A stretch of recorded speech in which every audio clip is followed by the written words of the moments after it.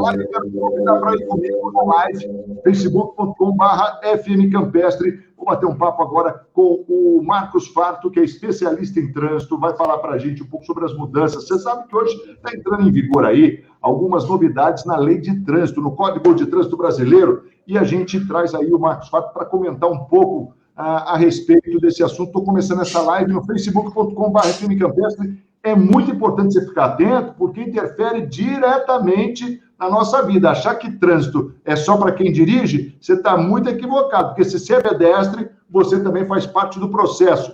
Meu amigo Farto, bom dia, prazer em tê-lo aqui. Quanto tempo, mano? Como é que você está? Bom dia, Marcos Vinícius, bom dia a todos os ouvintes Campestre, bom dia, Juliano, todos que nos acompanham. Bom, graças a Deus estamos bem, né, em home office, essa preocupação na pandemia, mas vida que segue, né, Marcos? É isso aí. Farto, me diz uma coisa, o que muda efetivamente, assim, quais são as principais mudanças para essa segunda-feira? Eu posso até adiantar alguma coisa aqui, que eu vi que as pessoas estão preocupadas com relação a transporte, por exemplo, de criança em motocicleta. Isso aí me parece que é uma mudança importante, é isso? Isso, teve uma mudança drástica, né, em relação ao Código de Trânsito. Até estou com o material em mãos para não ocorrer aí de passar alguma informação equivocada. É proibido transportar crianças menores de 10 anos ou sem condições de cuidar da própria segurança a partir de hoje. Como que significa essa interpretação da lei? Antes, a criança, a partir dos 7 anos e meio, ela poderia ser conduzida na garupa de uma moto, mas existe a infração que crianças, em relação à idade, crianças que não cuidam da própria segurança. Nesse caso da nova lei, por exemplo, a criança ela tem 10 anos, mas ela é pequena, os pés não alcançam nos estribos, então é proibido, por lei, transportar crianças que não tenham 10 anos de idade, ou se tiver 10 anos de idade, ela não alcança os pés nos estribos da motocicleta. Ô, Farto, quer dizer então que, por exemplo, o inverso não pode acontecer, né? De repente o garoto é grande, ele tem 9 anos ali, ele consegue se adequar exatamente na moto, mas não tem os 10, tá? É uma auto-infração lavrada aí. Exatamente. Aqui as pessoas às vezes pensam, Marcos, olha, a polícia não vai me parar, meu filho é grande e tal. Até aí tudo bem. Mas o problema é que se acontece um acidente, se ocorre aí uma fatalidade, aquele responsável, pai, mãe, tutor, ele será penado. Por quê? Porque ele não deveria estar com aquela criança no veículo. Por isso que a lei ela é severa. A partir de 10 anos. Antes, não é tolerável.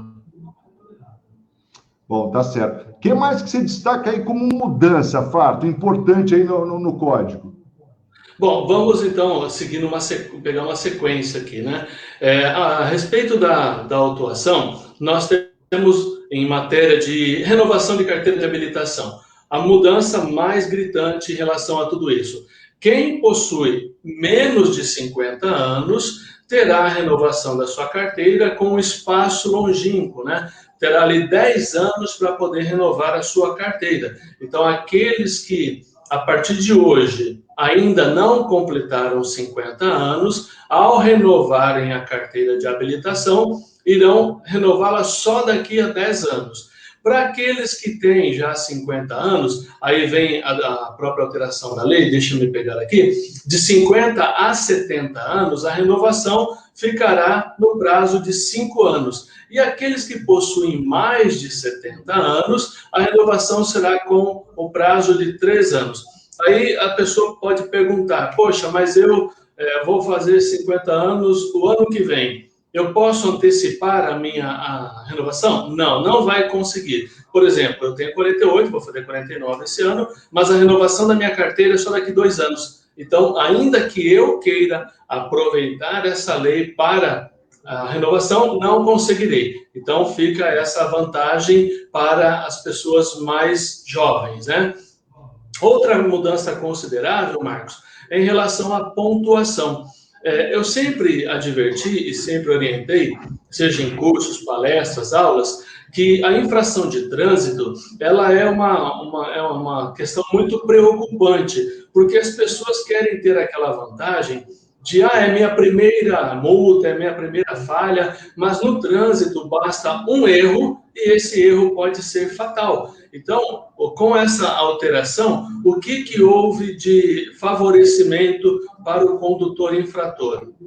Se no período de 12 meses ele cometer infrações, digamos que nenhuma dessas infrações seja gravíssima, ele poderá fazer a soma de 40 pontos do seu prontuário. Não é uma infração durante o ano que nós temos corrente no calendário. Não.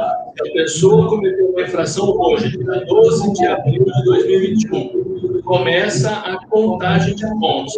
Ela nunca teve na carteira e cometeu uma infração hoje.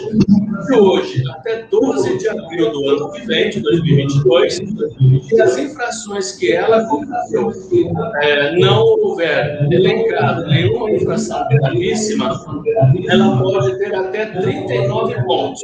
Quando ela fecha o ciclo com 40 pontos, ela sofrerá uma punição de suspensão. No caso da pessoa ter ali uma infração gravíssima, né? Então, ela durante 12 meses teve uma infração de semáforo vermelho. Ela vai reduzir para 30 pontos. Então, 40 pontos se não houve nenhuma gravíssima, 30 pontos se no rol dessas infrações houver uma gravíssima, e se no caso, nesses 12 meses, ela cometer 2 ou mais infrações gravíssimas, 20 pontos é a soma para a suspensão. Mas lembrando o seguinte, existem infrações que são autossuspensivas. Por exemplo, conduzir motocicleta sem capacete, dirigir sem estar fazendo ultrapassagem, no caso, colocando em risco a vida de pedestres, né? É uma infração que gera suspensão, ela é autossuspensiva. Outra, embriaguez ao volante, excesso de velocidade, acima de 50%. Então, essas infrações que são autossuspensivas, elas não se enquadram nessa somatória. Elas geram uma portaria particular. Ficará lá, se a pessoa tem 15 pontos, continuarão os 15 pontos, mas essa infração cometida que gerou a suspensão, ela vai cumprir a pena e ainda fica aqueles 15 pontos para trás.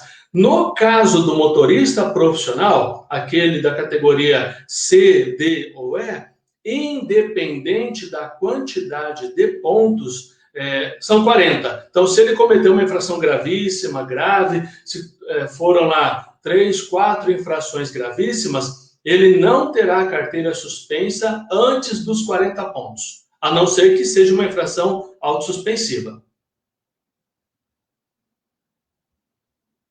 Eu estou no rádio agora, assim, no Face também. Como é que você analisa essas mudanças? Você acredita que são positivas do ponto de vista da segurança no trânsito?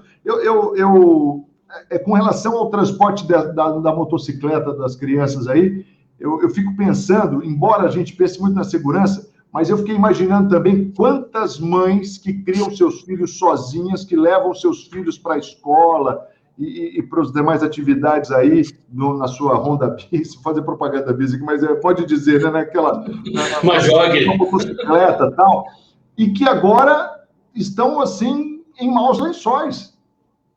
Exatamente, Marcos. Toda mudança no trânsito, ela gera uma consequência significativa. O que é o Código de Trânsito? É um código sociocomportamental. Ele interfere na vida social das pessoas. Nós estamos numa época delicada em razão da pandemia.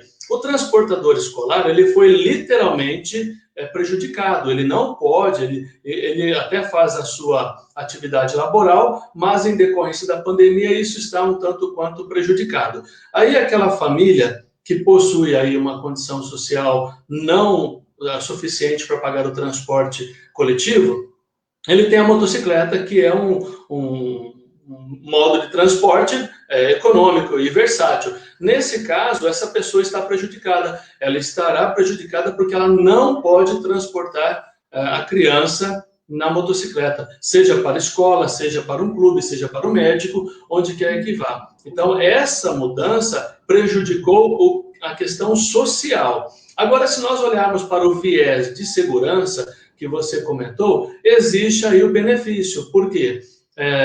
O Denatran, ele é meio reservado quanto a veicular informações de acidentes de trânsito. Nós nunca teremos, pelo menos até então, até hoje, né, nós nunca tivemos uma estatística atualizada. Nós não sabemos quantas pessoas realmente morrem no trânsito ou em decorrência de acidentes de trânsito.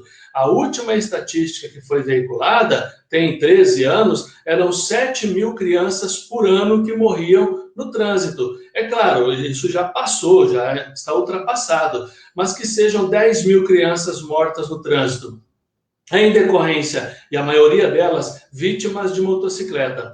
E aproveitando esse gancho, Marcos, a cadeirinha continua a mesma coisa. O que o legislador alterou nessa nova lei é que a criança, ainda que tenha 10 anos, mas ela não tem condições da própria segurança no banco, aonde o cinto não alcance de forma correta no tórax, ela vai para o banco de trás utilizando o assento de elevação. Aqui, quero agradecer muito a sua participação com a gente aqui na Campestre e a qualquer momento a gente pode voltar a falar sobre esse assunto que é sempre muito interessante. Mais uma vez, muito obrigado por nos atender de maneira tão gentil, Farto. Eu agradeço sempre a disposição da Campestre, já conversei com o Juliano, estarei enviando alguns áudios para serem veiculados durante a programação, exatamente para socorrer a nossa população que tem dúvidas a respeito dessas mudanças significativas. Deus abençoe a todos vocês e contem sempre comigo. Trânsito falando com a gente aqui na programação Campestre, muito bom, trazendo e elucidando aí essas novidades e, claro, conforme ele bem disse, na programação você vai conferir mais detalhes aí. Obrigado você que acompanhou